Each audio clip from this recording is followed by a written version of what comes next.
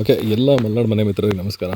ನಮ್ಮ ಈ ಮೇಲ್ಪಾಲು ಕೊಪ್ಪ ರಸ್ತೆ ಮಧ್ಯದಲ್ಲಿ ನೀರಿನ ವ್ಯವಸ್ಥೆ, ಕುಡಿಯೋ ನೀರಿನ ವ್ಯವಸ್ಥೆ ಮಾಡಿದ್ದಾರೆ. ಗುಡ್ಡದಿಂದ ಬರುವಂಥ ನೀರಿದು. ಆ ಗುಡ್ಡದಿಂದ ಬರುವ ನೀರಿಗೆ ಜನರಿಗೆ ಉಪಯೋಗ ಆಗಲಿ ಅಂತ ಹೇಳ್ಬಿಟ್ಟು ಒಂದು ಸಣ್ಣ ವ್ಯವಸ್ಥೆ ಮಾಡಿದ್ದಾರೆ. ನೋಡಿ ಎಷ್ಟು ಚೆನ್ನಾಗಿದೆ ಅಂತಂದರೆ, ಈ ಭಾಗದ ನೋಡಿ ಡ್ರೈವರ್ಗಳು ಅವರು ಇವರು ಈ ಹಸುಗಳು ಎಲ್ಲ ಬಂದ್ಬಿಟ್ಟು, ಹಕ್ಕಿಗಳು ಎಲ್ಲ ಬಂದ್ಬಿಟ್ಟು ಈ ಭಾಗದಲ್ಲಿ ನೀರನ್ನು ಕುಡ್ಕೊಂಡು ಹೋಗ್ತವೆ.